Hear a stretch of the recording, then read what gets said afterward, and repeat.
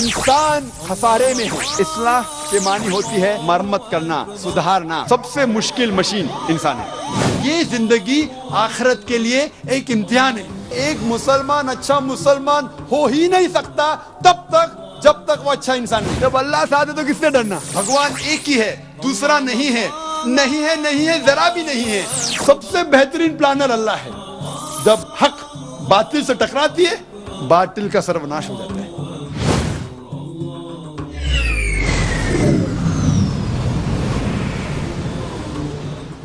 يا رب عظمت ذنوبي كثرة فلقد علمت بأن عفوك أعظم أدعوك ربي كما أمرت تضرعا فإن رددت يدي فمن ذا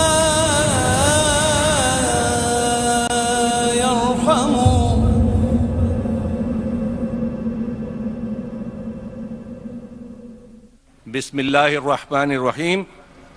معزز خواتین و حضرات، السلام علیکم ورحمۃ اللہ وبرکاتہ۔ آج کے جلسے کا آغاز تلاوت قرآن مجید سے ہوگا۔ تلاوت فرمائیں گے قاری عبداللہ بھاگلپوری صاحب۔ اعوذ باللہ من الشیطان الرجیم،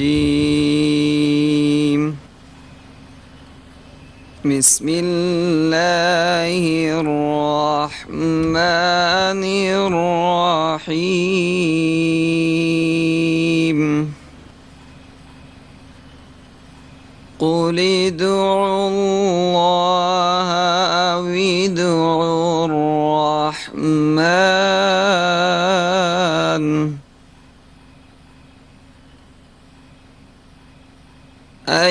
ایما تدعوا فله الأسماء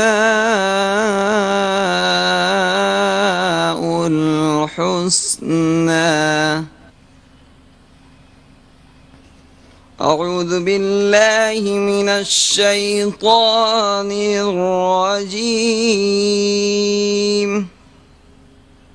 هو الله الذي لا إله إلا هو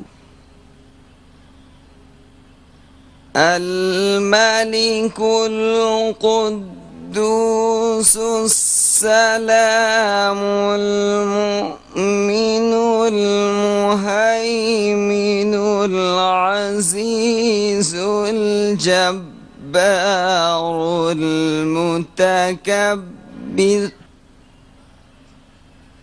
هو الله الذي لا إله إلا هو الملك القدوس السلام المؤمن المهيمن العزيز الجبار،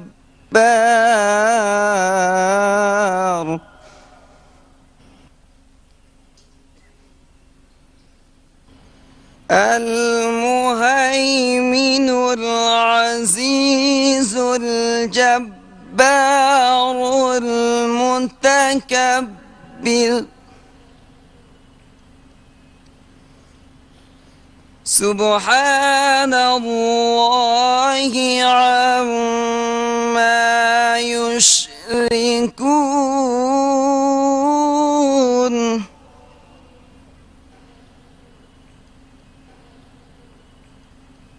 هو الله الخالق البارئ المصور، له الأسماء الحسنى،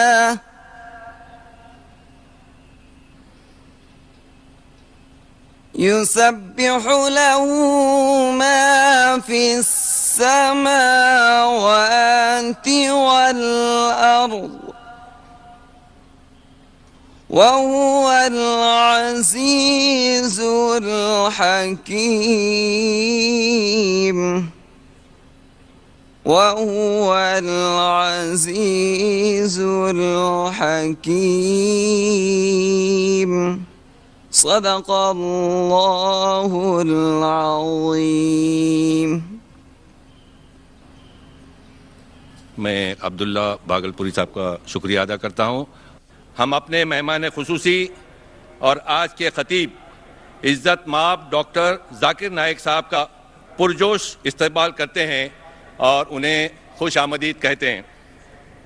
آج کے مقرر ڈاکٹر ذاکر نائک صاحب کی شخصیت کسی تعارف کی محتاج نہیں، مگر پھر بھی میں ڈاکٹر صاحب کا مختصراً تعارف پیش کرنا مناسب سمجھتا ہوں.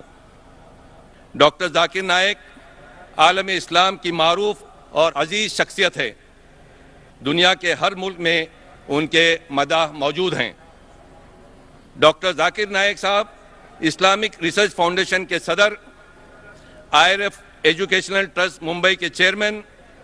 ڈاکٹر ذاکر نائک کی عمر 40 سال ہے اور وہ میڈیکل ڈاکٹر ہیں، مگر اسلام کی خدمت کے لیے اپنے پیشے کو ترک کر کے مکمل طور پر دین کی دعوت کے کام میں مصروف ہیں.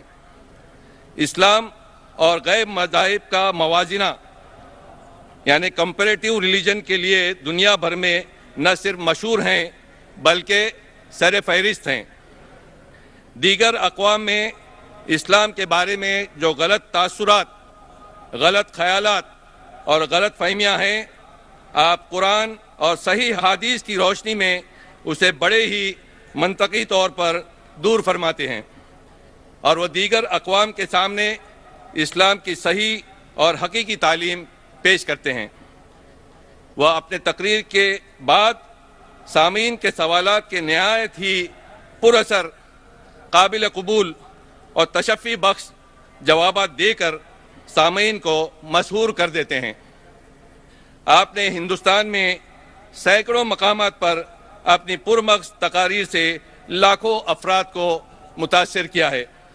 ہندوستان کے علاوہ آپ امریکہ، کینیڈا، UK، سعودی عربیہ، UAE، Kuwait, Qatar, Bahrain, Australia, South Africa, Malaysia, Singapore, Hong Kong, Thailand اور دیگر کئی ممالک میں 700 سے زیادہ تقاریر کر چکے ہیں. آپ نے کئی سمپوزیمز، ڈیبیٹس اور سیمیناروں میں حصہ لیا ہے. کئی بار دیگر اقوام کے مذہبی پیشواؤں سے مباحثے کیے ہیں اور الحمدللہ اپنے مقصد میں کامیاب رہے ہیں. آپ کا مشہور زمانہ ڈیبیٹ جو امریکہ کے ڈاکٹر ولیم کیمبل، جو کہ عیسائیوں کے چوٹی کے عالم ہیں، سے ہوا تھا. عنوان تھا قرآن اور بائبل سائنس کی روشنی میں. ڈاکٹر ذاکر نائک نے اپنے دلائل سے ولیم کیمبل صاحب کو لاجواب کر دیا تھا. اس پروگرام کی سیریز اویلیبل ہے، آپ خرید سکتے ہیں. شیخ احمد دیدات جو کہ عالم اسلام کی ایک اور مشہور شخصیت ہیں، جن کا 8 اگست 2005 کو انتقال ہوا اور جنہیں کمپیریٹیو ریلیجن میں کافی اہمیت حاصل رہی ہے، انہوں نے بڑے ہی پیارے انداز میں ڈاکٹر ذاکر نائک صاحب کی تعریف کی تھی. انہوں نے کہا تھا ہی از دیدات پلس. احمد دیدات نے مئی 2000 میں ڈاکٹر ذاکر نائک صاحب کو ایک سند پیش کی جس پر جلی حرفوں میں یہ جملہ کنندہ ہے: ڈاکٹر ذاکر نائک نے دعوت کے کاموں میں اور کمپیریٹیو ریلیجن کے سلسلے میں ایک منفرد مقام حاصل کر لیا ہے. احمد دیدات کہتے ہیں جو کام میں 40 سالوں میں کر پایا انہوں نے 4 سالوں میں کر دکھایا. یہ انتہائی بڑا اعزاز ہے. ڈاکٹر ذاکر نائک دنیا کے 100 سے زیادہ ملکوں کے ٹی وی چینلز پر آ چکے ہیں. آپ نے اسلام اور کمپیریٹیو ریلیجن پر کئی کتابیں تصنیف کی ہیں. یہ کتابیں بہت مقبول ہوئی ہیں. Quran and modern science compatible or incompatible? Concept of God in major religions, Islam and terrorism. Is the Quran God's word?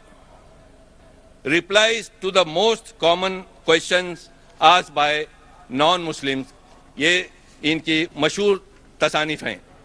آپ کی سینکڑوں تقاریر، سمپوزیم، ڈیبیٹس، ویڈیو کیسٹ اور سیڈیز اور آڈیو کیسٹ پر دستیاب ہیں.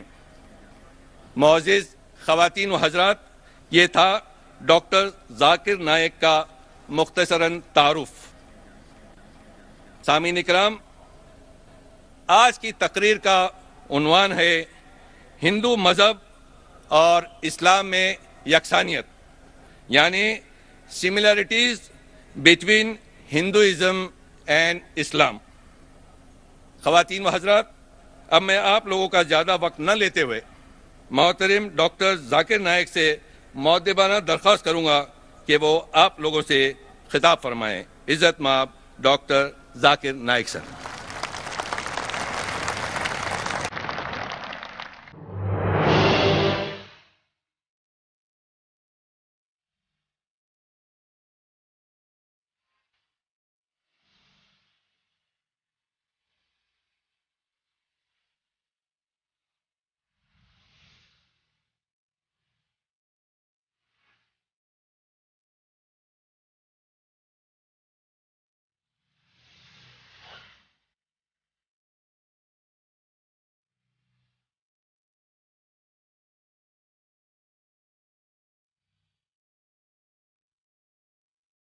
الحمدللہ والصلاة والسلام علی رسول اللہ وعلی آلہ وصحبہ اجمعین. اما بعد، اعوذ باللہ من الشیطان الرجیم، بسم اللہ الرحمن الرحیم. قل یا اہل الکتاب تعالوا الی کلمۃ سواء بیننا وبینکم الا نعبد الا اللہ ولا نشرک بہ شیئا ولا یتخذ بعضنا بعضا اربابا من دون اللہ فإن تولوا فقولوا اشہدوا بأننا مسلمون. رب اشرح لي صدري ويسر لي امري واحلل عقدة من لساني يفقهوا قولي. جناب منور پیر بھائی صاحب، جناب انور مختار صاحب، جناب منظور شیخ صاحب، میرے محترم بزرگوں اور میرے عزیز بھائیوں اور بہنوں، میں آپ سب کا خیر مقدم کرتا ہوں اسلامک طریقے سے. السلام علیکم ورحمۃ اللہ وبرکاتہ. اللہ سبحانہ و تعالیٰ کی سلامتی، رحمت اور برکت آپ سب پر ہو. آپ جانتے ہیں کہ اکثر میں تقریر صرف انگریزی میں ہی کرتا ہوں. چند موقعوں پر جب آرگنائزرز اصرار کرتے ہیں، میں کوشش کرتا ہوں میری کمزور اردو یا کمزور ہندی میں تقریر کرنے کی، جیسے کہ آج کا موقع ہے. آپ جانتے ہیں کہ میری تعلیم انگریزی میں ہوئی ہے اور الحمدللہ میں انگریزی زبان پر مہارت رکھتا ہوں، جو کہ میں اردو زبان پہ نہیں رکھتا ہوں.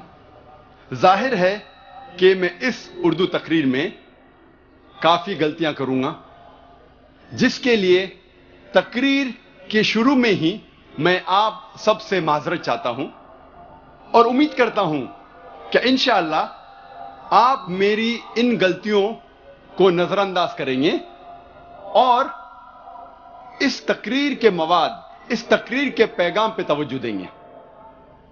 آج کے تقریر کا موضوع ہے ہندو دھرم اور مذہب اسلام میں یکسانیت. میں نے اس تقریر کے شروع میں قرآن مجید کی ایک آیت سورہ آل عمران سورہ نمبر 3 آیت نمبر 64 کی تلاوت کی، جس میں اللہ سبحانہ و تعالیٰ فرماتے ہیں، قل یا اہل الکتاب، کہو اہل کتاب سے، تعالوا الی کلمۃ سواء بیننا وبینکم، آؤ اس بات کی طرف جو آپ اور ہم میں یکساں ہے. سب سے پہلی بات ہے اللہ نعبد الا اللہ، ہم صرف اللہ سبحانہ و تعالیٰ، صرف خدا کی عبادت کرے. وَلَا نُشْرِكَ بِهِ شَيْئًا، ہم خدا کے ساتھ کسی اور کو شریک نہ کرے. ولا یتخذ بعضنا بعضا اربابا من دون اللہ، ہم ہمارے میں سے کسی اور کو خدا کے علاوہ کسی کو رب نہ بنائیں. فانتولوا، اگر وہ مڑ جائے، فقولوا اشہدوا بأننا مسلمون، ہم شہادت دیتے ہیں کہ ہم مسلم ہیں اور ہم ہماری ساری رضا اللہ کے حوالے کرتے ہیں. یہ قرآن مجید کی آیت کہتی ہے کل یا اہل کتاب، کہو اہل کتاب سے، یہود اور نصارہ سے. یہ آیت خصوصاً اہل کتاب کے لیے ہے، لیکن عام طور پہ یہ کوئی بھی غیر مسلمان کے لیے استعمال کی جا سکتی ہے. اللہ فرماتے ہیں تعالوا الی کلمۃ سواء بیننا و بینکم، آؤ اس بات کی طرف جو آپ اور ہم میں یکساں ہے. سب سے پہلی بات اللہ نعبد الا اللہ، ہم صرف ایک خدا کی عبادت کریں. کوئی بھی مذہب، کوئی بھی دھرم سمجھنے کے لیے ہمیں دھرم کے ماننے والوں کو نہیں دیکھنا چاہیے، کیونکہ اکثر دھرم کے ماننے والے یا مذہب کے ماننے والے خود نہیں جانتے ان کا دھرم یا ان کا مذہب کیا کہہ رہا ہے. سب سے اچھا اور سب سے بہترین طریقہ کوئی بھی دھرم یا مذہب کو جاننے کے لیے ہے کہ اس مذہب کی کتابوں کا مطالعہ کیجیے. اسی لیے اگر ہم ہندو دھرم کو جاننا چاہتے ہیں تو ہمیں ہندو کو نہیں دیکھنا چاہیے، ہمیں تحقیق کرنا چاہیے ہندو دھرم کی کتابوں کا. اور سب سے اونچی، سب سے اہم ہندو دھرم کی کتاب ہے وید. یہ وید ہندو دھرم میں سب سے اہم کتاب ہے. اس کے بعد ہے اپنشد، پراناس، اتہاس، منوسمرتی، لیکن سب سے اہم ہے وید. اگر ہم مذہب اسلام کو جاننا چاہتے ہیں تو ہمیں مسلمانوں کو نہیں دیکھنا چاہیے، ہمیں تحقیق کرنا چاہیے مذہب اسلام کی کتابوں کا. اور سب سے اہم کتاب مذہب اسلام میں ہے قرآن مجید. قرآن مجید سب سے اہم کتاب ہے مذہب اسلام میں. اور اس کے بعد ہے صحیح حدیث. اس تقریر میں میں ان یکسانیت کا ذکر نہیں کروں گا جو عام ہندو اور عام مسلم جانتے ہیں. ہم سب جانتے ہیں کہ دونوں مذاہب میں لکھا ہے کہ جھوٹ نہیں بولنا چاہیے، ہمیشہ سچ بولنا چاہیے، چوری نہیں کرنا چاہیے، ڈاکہ نہیں ڈالنا چاہیے، غلط بات نہیں بولنا چاہیے، ایمانداری سے پیش آنا چاہیے. یہ چیزیں جو عام ہندو اور مسلمان جانتے ہیں، میں اس کا تذکرہ اس تقریر میں نہیں کروں گا. میں صرف ان یکسانیت کا ذکر کروں گا جو عام ہندو اور عام مسلم نہیں جانتے کہ یہ دونوں مذاہب میں موجود ہے، دونوں دھرموں میں موجود ہے. ہندو دھرم اور مذہب اسلام میں یکسانیت جاننے کے پہلے ہم یہ جان لیں ہندو دھرم اور مذہب اسلام کی کیا معنی ہے. یہ لفظ ہندو یہ ایک جغرافیکل ڈیفینیشن ہے، جغرافیکل ڈیفینیشن ہے، علاقے کے اعتبار سے تعریف ہے. اور ہندو اسے کہتے ہیں وہ لوگوں کو جو انڈس ندی کے پاس رہتے ہیں یا سندھو ندی کے پاس رہتے ہیں. ہسٹورینز کہتے ہیں کہ یہ لفظ ہندو سب سے پہلی بار استعمال کیا تھا عربوں نے جب وہ ہندوستان آئے. کچھ ہسٹورینز یہ بھی کہتے ہیں کہ یہ لفظ پرشینز نے استعمال کیا تھا جب وہ ہندوستان میں آئے ہمالیہ کے اور سے. جب ہم encyclopedia of religion and ethics پڑھتے ہیں، اس انسائکلوپیڈیا میں لکھا ہوا ہے جلد نمبر 6 حوالہ نمبر 699 میں کہ یہ لفظ ہندو کوئی بھی بھارتی کتاب میں موجود نہیں تھا جب تک مسلمان ہندوستان میں نہیں آئے. اور پنڈت جواہر لال نہرو کہتے ہیں اپنی کتاب میں دا ڈسکوری آف انڈیا صفحہ نمبر 74 اور 75 میں کہ جب ہم تحقیق کرتے ہیں یہ لفظ ہندو سب سے پہلی بار ایک تانترک میں آتا ہے 8ویں صدی میں، اور سب سے پہلی بار جب استعمال کیا گیا اس کے معنی تھے لوگوں کے لیے، دھرم کے لیے کبھی بھی استعمال نہیں کیا گیا، دھرم کے لیے استعمال حال ہی میں کیا جا رہا ہے۔ اسی لیے ہمیں پتہ لگتا ہے کہ یہ لفظ ہندو ایک جیوگرافیکل ڈیفینیشن ہے، علاقائی اعتبار سے کہا جاتا ہے ان لوگوں کو جو لوگ سندھو ندی یا اندو ندی کے پاس رہتے ہیں۔ اس کا استعمال دھرم کے لیے حال ہی میں ہوا ہے۔ اب ہم سمجھیں گے ہندوازم یا ہندو دھرم کی معنی کیا ہے۔ یہ لفظ ہندوازم ہندو سے آتا ہے اور سب سے پہلی بار استعمال کیا تھا انگریزوں نے 19ویں صدی میں، اور ہندوازم یہ لفظ استعمال کیا تھا اس بھارت دیش میں جو لوگ رہتے ہیں ان کے دھرموں کو بتانے کے لیے ایک لفظ استعمال کیا گیا تھا ہندوازم۔ اور جب ہم پڑھتے ہیں نیو انسائکلوپیڈیا برٹانیکا، اس میں لکھا ہوا ہے جلد نمبر 20 میں حوالہ نمبر 581 میں کہ یہ لفظ ہندوازم سب سے پہلی بار استعمال کیا تھا برٹش رائٹرز نے۔ برٹش رائٹرز انگریز لیکھکوں نے استعمال کیا تھا ان لوگوں کے لیے جن کا دھرم ہندوستان میں، اس بھارت میں جو لوگ رہتے ہیں ان کے دھرموں کو، ان کے بلیفز کو، ان کے فیتھس کو، ان کے ریلیجنز کو ڈسکرائب کرنے کے لیے ایک لفظ استعمال کیا گیا تھا ہندوازم۔ اسی لیے ہندو پنڈت، ہندو اسکالرز یہ کہتے ہیں کہ یہ لفظ ہندوازم یا ہندو دھرم ایک مس نوما ہے، یہ ایک غلط لفظ ہے۔ صحیح لفظ ہونا چاہیے سناتن دھرم یا ویدک دھرم، کیونکہ وہ کہتے ہیں کہ ہم ویدا میں مانتے ہیں، اور سوامی وویکانندا کہتے ہیں کہ یہ لفظ ہندو غلط استعمال ہے، ہونا چاہیے ویدنتسٹ، کیونکہ سوامی وویکانندا کہتے ہیں کہ ہمیں ماننا چاہیے وید کو، اس لیے صحیح لفظ ہے ویدنتسٹ اور ویدک دھرم یا سناتن دھرم۔ اب ہم تذکرہ کریں گے اسلام کا۔ یہ لفظ اسلام آتا ہے سلم سے، جس کے معنی ہے امن یا سلامتی۔ یہ لفظ اسلام سلم سے بھی آتا ہے جس کے معنی ہے اپنی رضا اللہ کے حوالے کرنا۔ مختصراً اسلام کے معنی ہے سلامتی یا امن حاصل کرنا اپنی رضا اللہ کے حوالے کرنے کے بعد۔ اور یہ لفظ اسلام قرآن اور صحیح حدیث میں کئی بار آتا ہے۔ اس کا ذکر قرآن میں سورہ ال عمران سورہ نمبر 3 آیت نمبر 19 میں، اور سورہ ال عمران سورہ نمبر 3 آیت نمبر 85 میں۔ اور جو شخص اپنی رضا اللہ کے حوالے کرتا ہے اسے کہتے ہیں مسلم۔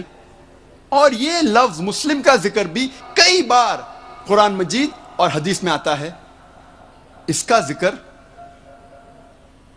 مسلم لفظ کا ذکر سورہ ال عمران سورہ نمبر 3 آیت نمبر 64 میں بھی آتا ہے، اور سورہ فصلت سورہ نمبر 41 آیت نمبر 33 میں بھی آتا ہے۔ اور لفظ اسلام کا ذکر آتا ہے سورہ ال عمران سورہ نمبر 3 آیت نمبر 19 میں، اور سورہ ال عمران سورہ نمبر 3 آیت نمبر 85 میں۔ اب ہم تذکرہ کریں گے ہندو دھرم اور مذہب اسلام میں یکسانیت۔ ہم پہلے ذکر کریں گے ہندو دھرم اور مذہب اسلام کے ایمان کے ارکان کی یکسانیت کے بارے میں۔ اللہ سبحانہ و تعالیٰ فرماتے ہیں سورہ بقرہ میں سورہ نمبر 2 آیت نمبر 177 میں، نیکی یہی نہیں ہے کہ آپ اپنا منہ مشرق یا مغرب کی طرف موڑو، نیکی یہ ہے کہ آپ اللہ پر ایمان لاؤ، آخرت پر ایمان لاؤ، اس کے ملائکہ پر ایمان لاؤ، اس کے کتابوں پر ایمان لاؤ، اس کے نبیوں اور پیغمبروں پر ایمان لاؤ۔ ذکر آتا ہے صحیح مسلم میں جلد نمبر 1 کتاب الایمان میں پارٹ نمبر 2 حدیث نمبر 6 میں ایک شخص محمد صلی اللہ علیہ وسلم کے پاس آتے ہیں اور ان سے پوچھتے ہیں ایمان کیا ہے؟ اللہ کے رسول فرماتے ہیں ایمان وہ ہے کہ آپ اللہ سبحانہ و تعالی پر ایمان لاؤ، ان کے ملائکہ پر ایمان لاؤ، کتابوں پر ایمان لاؤ، پیغمبروں پر ایمان لاؤ، ان کے ملنے پر ایمان لاؤ، آخرت پر ایمان لاؤ اور قدر تقدیر پر ایمان لاؤ۔ ہمیں پتہ لگتا ہے کہ اسلام میں ایمان کے 6 ارکان ہیں۔ پہلا رکن ہے اللہ پر ایمان لانا، دوسرا اس کے ملائکہ پر ایمان لانا، تیسرا اس کے کتابوں پر ایمان لانا، چوتھا اس کے پیغمبروں پر ایمان لانا، پانچواں آخرت پر ایمان لانا اور چھٹا قدر تقدیر پر ایمان لانا۔ اب ہم تذکرہ کریں گے ہندو دھرم اور اسلام میں ایمان کے رکن میں یکسانیت۔ سب سے پہلا ہے خدا پر یقین لانا۔ ہم تذکرہ کریں گے ہندو دھرم میں خدا کا تصور کیا ہے۔ جب ہم کوئی عام ہندو سے پوچھتے ہیں آپ کتنے خداؤں میں مانتے ہیں، کچھ کہیں گے 3 خدا، کچھ کہیں گے 10، کچھ کہیں گے 100، کچھ کہیں گے 1000 اور کچھ کہیں گے 33 کروڑ۔ لیکن جب ہم ایک ہندو پنڈت سے پوچھتے ہیں، وہ ہندو سے جو ہندو دھرم کی کتابوں کو جانتا ہے، وہ ہندو کہے گا کہ ہندو صرف ایک بھگوان، ایک ہی خدا میں ماننا چاہیے اور ایک ہی خدا کی عبادت کرنا چاہیے۔ لیکن عام ہندو ایک فلسفی میں مانتا ہے جسے کہتے ہیں پینتھیزم۔ پینتھیزم کی معنی عام ہندو سمجھتا ہے سب کچھ خدا ہے، پیڑ خدا ہے، انسان خدا ہے، سورج خدا ہے، چاند خدا ہے، سانپ خدا ہے۔ ہم مسلمان سمجھتے ہیں کہ سب کچھ خدا کا ہے، پیڑ خدا کا ہے، انسان خدا کا ہے، سورج خدا کا ہے، چاند خدا کا ہے، سانپ خدا کا ہے۔ اہم فرق ہندو اور مسلمان میں ہے، عام ہندو کہتے ہیں سب کچھ خدا ہے، ہم مسلمان کہتے ہیں سب کچھ خدا کا ہے۔ صرف ایک اہم فرق ہے کا۔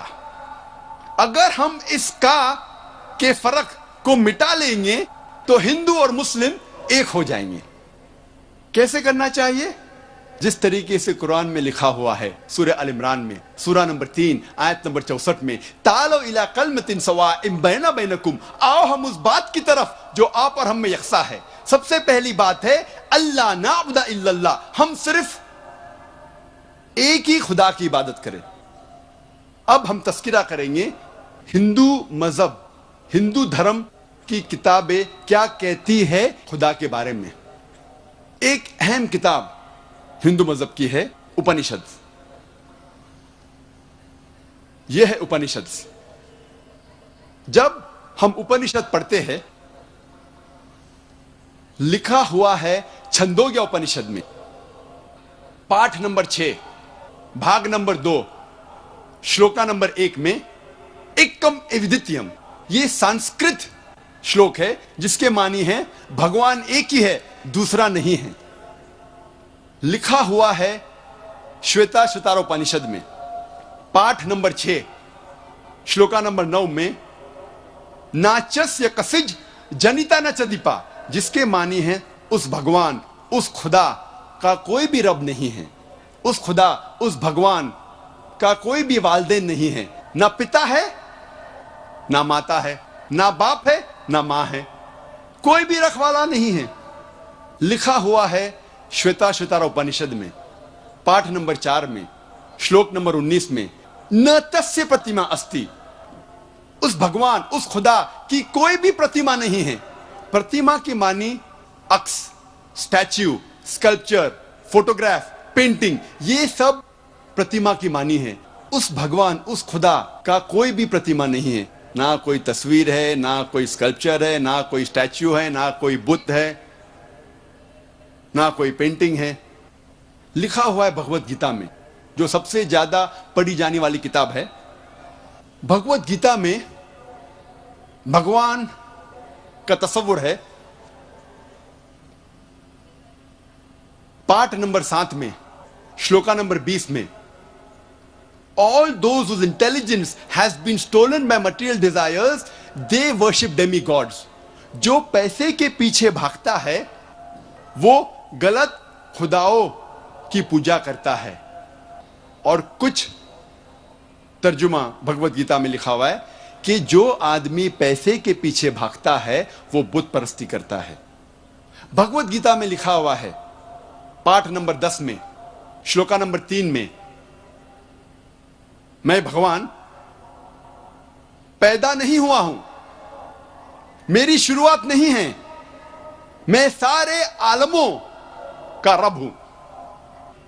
और सबसे अहम किताब हिंदू धर्म में है वेद।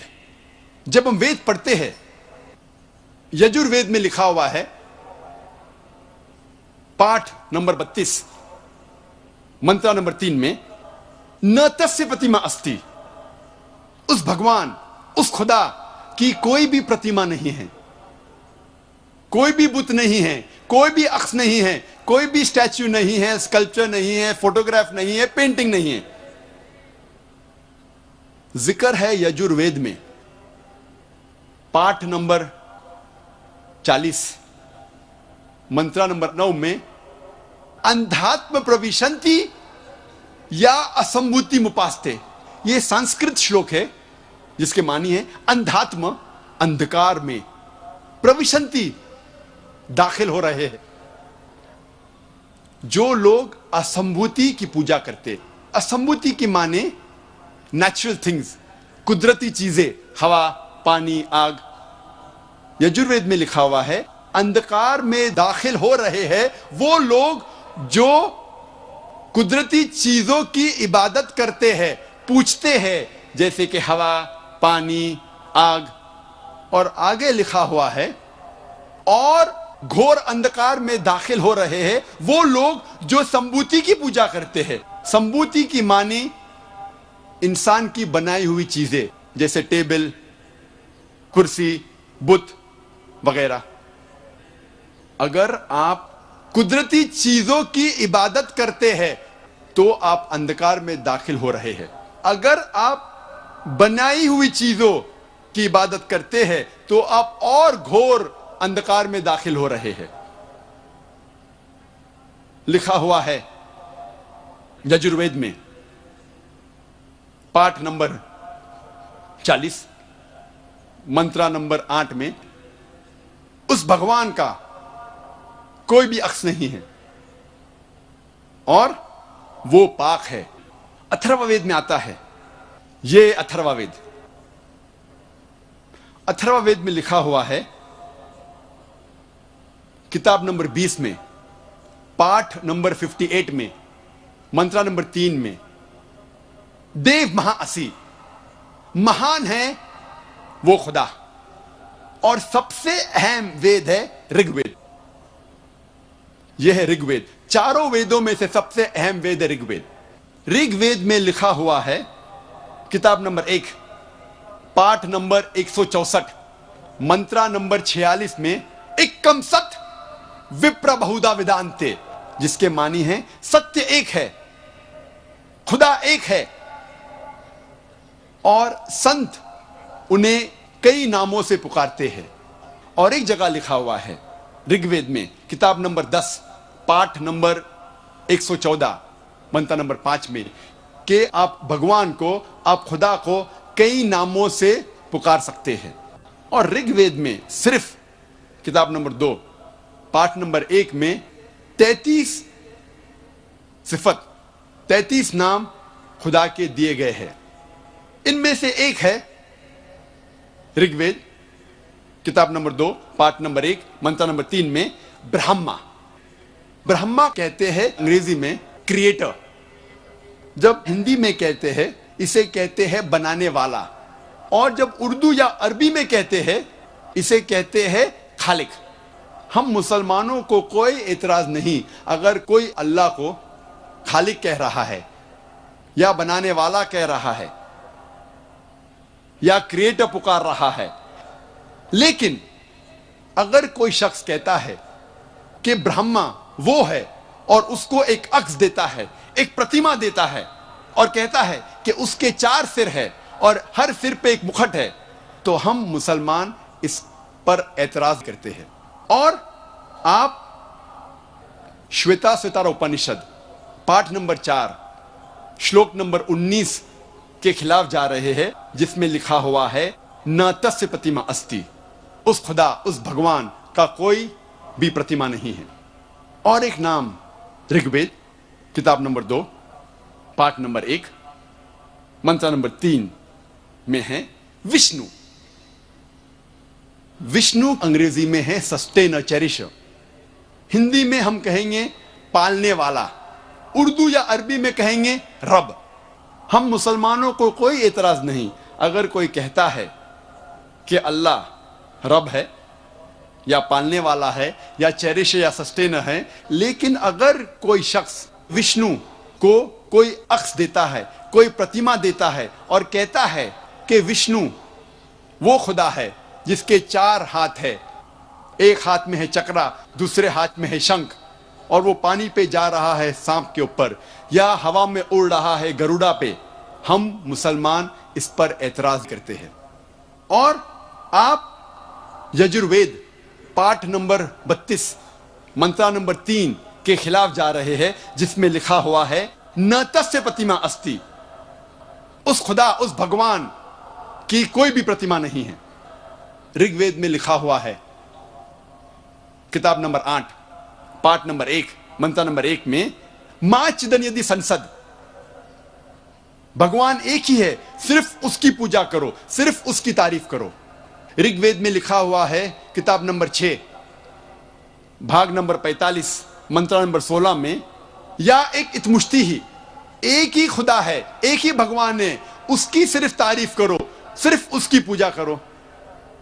और हिंदू धर्म में बुनियादी उसूल, फंडामेंटल क्रीड है एकम ब्रह्म द्योत्या नास्ते नेहना नास्ते किंचन, भगवान एक ही है, दूसरा नहीं है, नहीं है, नहीं है, जरा भी नहीं है।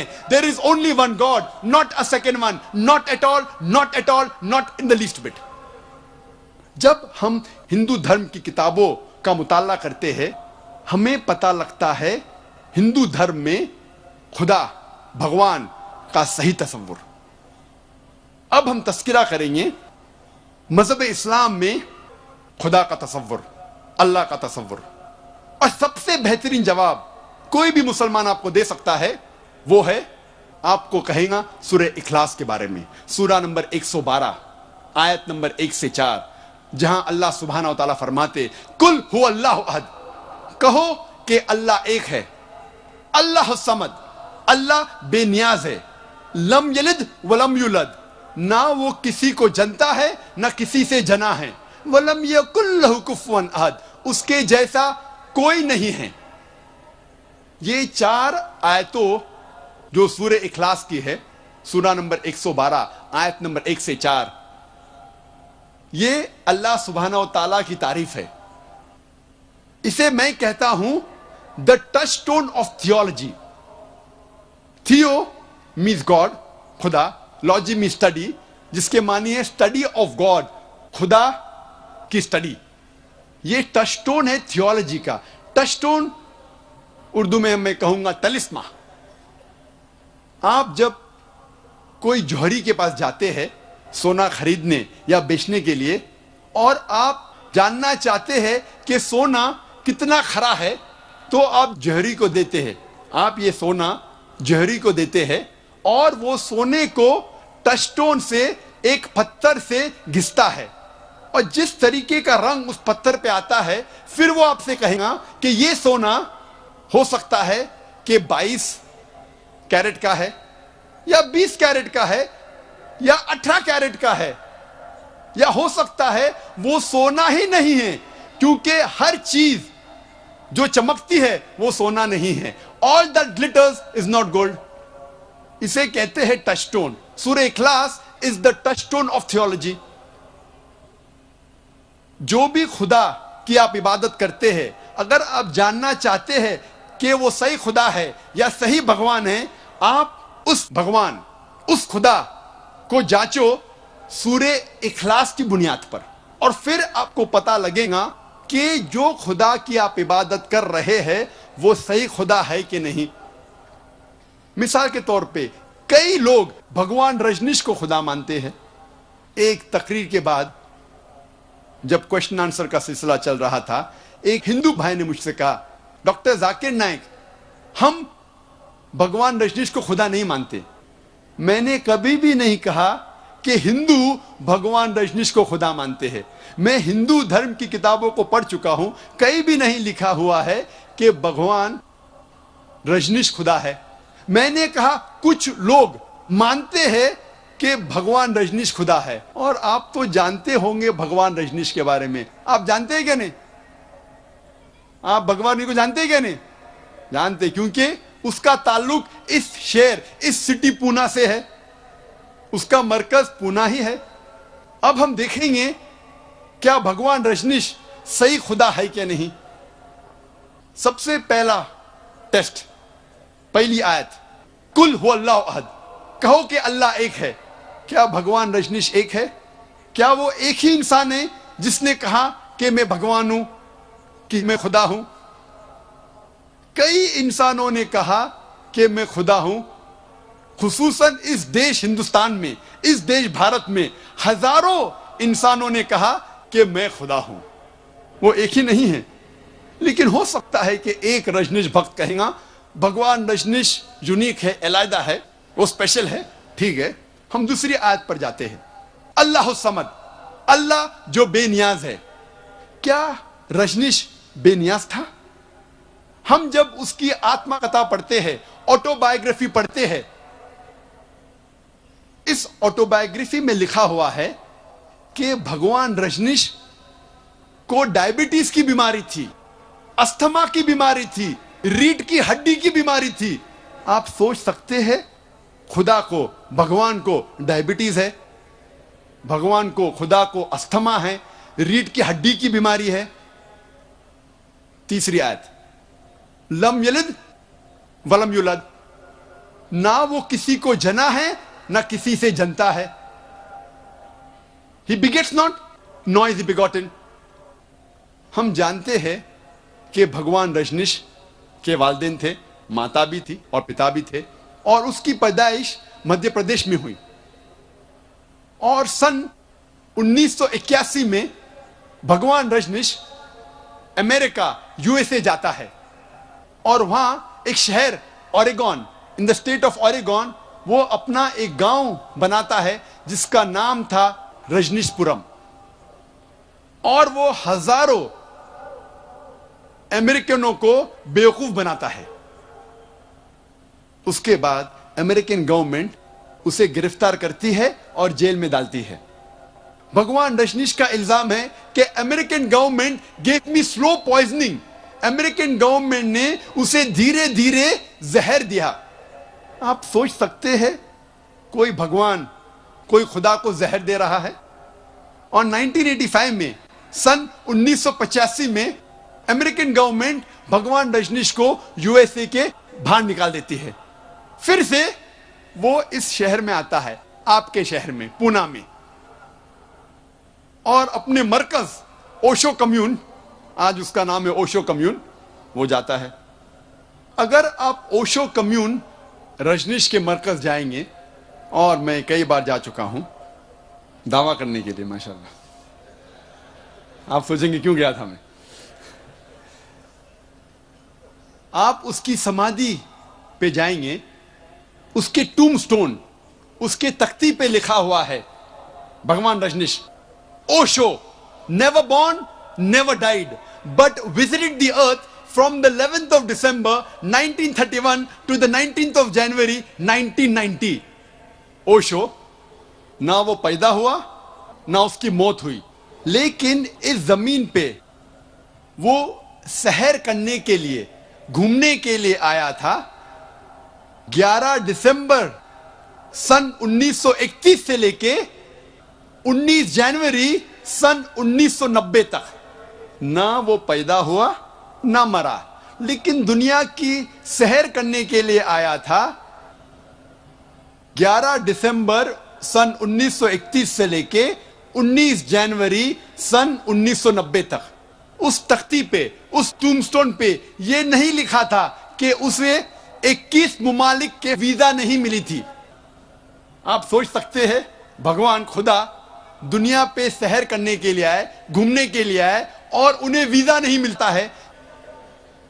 اور آرک بشپ آف گریس انہوں نے کہا کہ اگر آپ بھگوان رجنیش کو اس دیش سے نہیں نکالتے ہیں، ہم اس کا گھر جلائیں گے اور اس کے شاگردوں کا گھر جلائیں گے۔ اور آخری آیت، آخری امتحان، وَلَمْ يَكُنْ لَهُ كُفُوًا أَحَدٌ، اس کے جیسا کوئی نہیں ہے۔ اگر ہم خدا کو، اللہ کو کسی کے برابر کر سکے، اللہ کے ساتھ کسی کو برابر کر سکے کائنات میں کس سے بھی، تو وہ خدا نہیں، تو وہ اللہ نہیں۔ وَلَمْ يَكُنْ لَهُ كُفُوًا أَحَدٌ، ہم اگر اللہ کے ساتھ کسی کی برابری کر سکے اس دنیا میں تو وہ خدا ہی نہیں۔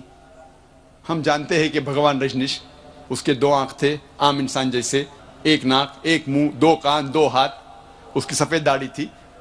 اگر ہم خدا کے ساتھ کسی کی برابری کر سکے اس دنیا میں، اس کائنات میں، تو وہ خدا ہی نہیں۔ اگر کوئی شخص کہتا ہے کہ بھگوان خدا آرنلڈ شوارزنیگر سے 1000 گنا طاقتور ہے۔ آپ جانتے ہوں گے آرنلڈ شوارزنیگر، اس کو ٹائٹل ملا تھا مسٹر یونیورس، مسٹر ورلڈ، سب سے طاقتور انسان اس دنیا میں، اس کائنات میں، اس کو ٹائٹل ملا تھا۔ آرنلڈ شوارزنیگر USA کا ہے۔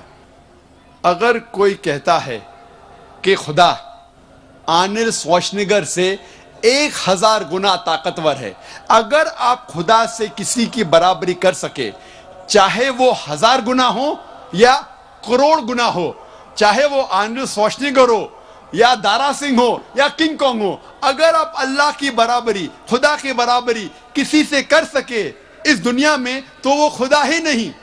وَلَمْ يَكُنْ لَهُ كُفُوًا أَحَدٌ۔ یہ ہے 4 آیتوں کا تصور اللہ سبحانہ وتعالیٰ کے لیے۔ اللہ سبحانہ وتعالیٰ فرماتے ہیں سورہ اسراء میں، سورہ نمبر 17 آیت نمبر 110 میں، جس کی تلاوت قاری صاحب نے کی تھی، قُلِ ادعوا اللَّهَ أَوِ ادعوا الرَّحْمَٰنَ أَيَّمَّا تَدْعُوا فَلَهُ الْأَسْمَاءُ الْحُسْنَىٰ، چاہے آپ پکارو اللہ سے یا رحمان سے، چاہے اللہ کے نام سے پکارو یا رحمان کے نام سے پکارو، کوئی بھی نام سے پکارو، اللہ کے سب سے بہترین، سب سے خوبصورت نام ہے۔ اور اس کا ذکر سورہ اسراء سورہ نمبر 17 آیت نمبر 110 کے علاوہ سورہ آراف سورہ نمبر 7 آیت نمبر 180، سورہ طٰہٰ سورہ نمبر 20 آیت نمبر 8 اور سورہ الحشر سورہ نمبر 59 آیت نمبر 24 میں بھی آتا ہے کہ اللہ سبحانہ و تعالیٰ کے سب سے بہترین، سب سے خوبصورت نام ہیں۔ آپ کوئی بھی نام سے پکارو، لیکن اچھے نام سے پکارو، خوبصورت نام سے پکارو، وہ نام جو اللہ سبحانہ و تعالیٰ اپنے بارے میں پکارنا پسند کرتا ہے۔ اور قرآن اور حدیث میں اللہ سبحانہ و تعالیٰ کی 99 صفت ہے۔ No less than 99 attributes have been given to Allah سبحانہ و تعالیٰ، جیسے کہ الرحمن، الرحیم، الحکیم، الخالق، اور سب سے اوپر ہے اللہ۔ ہم مسلمان اللہ کو اس عربی لفظ اللہ سے کیوں پکارنا پسند کرتے ہیں؟ کیونکہ یہ لفظ اللہ جو عربی ہے، اس کو توڑا یا مروڑا نہیں جا سکتا ہے۔ اکثر جتنی بھی دیگر زبانوں میں اللہ کا جو ترجمہ ہوتا ہے یا جس دیگر زبانوں میں اللہ کو بلایا جاتا ہے، اس الفاظ کو توڑا یا مروڑا جا سکتا ہے۔ مثال کے طور پہ انگریزی میں ہم کہتے ہیں گاڈ، اس लफ्ज गॉड को तोड़ा या मरोड़ा जा सकता है। मिसाल के तौर पे अगर गॉड को हम जोड़ते हैं एस तो हो जाता है गॉड्स, प्लूरल ऑफ गॉड, खुदा की जमा। अगर हम जोड़ते हैं गॉड को DESS तो हो जाता है गॉडेस, जिसके मानिए मुअन्नस खुदा। अल्लाह सुब्हाना व तआला का कोई भी जिन्स नहीं, ना वो मुअन्नस है ना मुज़क्कर है, और अल्लाह एक है, अल्लाह की जमा नहीं है। कुल हु अल्लाहु अहद, कहो कि अल्लाह एक है। अगर हम गॉड को जोड़ते हैं फादर तो हो जाता है गॉड फादर। इस्लाम में अल्लाह फादर या अल्लाह अब्बा जैसी कोई चीज नहीं है, अल्लाह पिता नहीं है। अगर हम जोड़ते हैं मदर तो हो जाता है गॉड मदर। इस्लाम में अल्लाह मदर या अल्लाह माता या अल्लाह अम्मी नहीं है। अल्लाह एक यूनिक लफ्ज है, इसीलिए हम अल्लाह को अरबी में अल्लाह कहना पसंद करते हैं। और इसी तरीके से दिगर जबानों में हम कहते हैं देव, देव का हो जाता है देवी, फिर हो जाता है देवता, खुदा का हो जाता है खुदाओ, ईश्वर का हो जाता है परमेश्वर। इस तरीके से जितने भी दिगर जबानों में हम पुकारते हैं खुदा को, उसको तोड़ा या मरोड़ा जा सकता है अक्सर, लेकिन अल्लाह एक यूनिक लफ्ज है। इसीलिए हम मुसलमान अल्लाह को अल्लाह के नाम से पुकारना पसंद करते हैं। लेकिन जब कोई मुसलमान कोई गैर मुस्लिम से बात कर रहा है और इंग्लिश में अल्लाह के बदले गॉड इस्तेमाल करता है या उर्दू में खुदा कहता है तो मुझे कोई एतराज नहीं है। लेकिन ये मैं कहना चाहता हूं कि God is not the correct translation of the Arabic word अल्लाह। खुदा अल्लाह का सही तर्जुमा नहीं है, लेकिन मजबूरी के तहत जब आप गैर मुसलमान से बात कर रहे हैं और ये अल्फाज चाहे वो खुदा हो या गॉड हो इस्तेमाल करते हैं तो मुझे कोई एतराज नहीं, लेकिन वो सही तर्जुमा नहीं है। और ये लफ्ज अल्लाह अहम मज़ाहिबों के किताबों में मौजूद है, चाहे क्रिश्चियनिटी हो चाहे सिखिज्म हो, हिंदू धर्म की किताबों में भी मौजूद है ये लफ्ज अल्लाह। आप अगर पढ़ेंगे ऋग्वेद किताब नंबर 2 पाठ नंबर 1 मंत्रा नंबर 11 में लिखा हुआ है लफ्ज अल्लाह, खुदा के लिए, भगवान के लिए। इसका तस्किरा ऋग्वेद किताब नंबर 3 पाठ नंबर 30 मंत्रा नंबर 10 में भी है। ऋग्वेद किताब नंबर 9 पाठ नंबर 67 मंत्रा नंबर 30 में भी है। और उपनिषद में एक उपनिषद है जिसका नाम है अल्लो उपनिषद। इसीलिए हम मुसलमान अल्लाह को अरबी लफ्ज अल्लाह से पुकारना पसंद करते हैं, वरना नहीं तो आप कोई भी नाम से पुकारिए, लेकिन अच्छे नाम होना चाहिए, खूबसूरत होना चाहिए, वो नाम से जो अल्लाह अपने आप को पुकारना पसंद करता है। अब हम तस्किरा करेंगे हिंदू धर्म और अरकान ईमान में रुकन नंबर 2 में क्या यकसानियत है।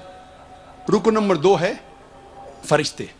हिंदू धर्म में खुसूसन फरिश्तों का जिक्र नहीं है, लेकिन हिंदू धर्म की किताब आप पढ़ेंगे तो सुपर बीइंग्स का जिक्र है जो वो काम कर सकते हैं जो आम इंसान नहीं कर सकते। और इस्लाम में फरिश्तों को अल्लाह सुब्हाना व तआला ने बनाया है नूर से, रोशनी से।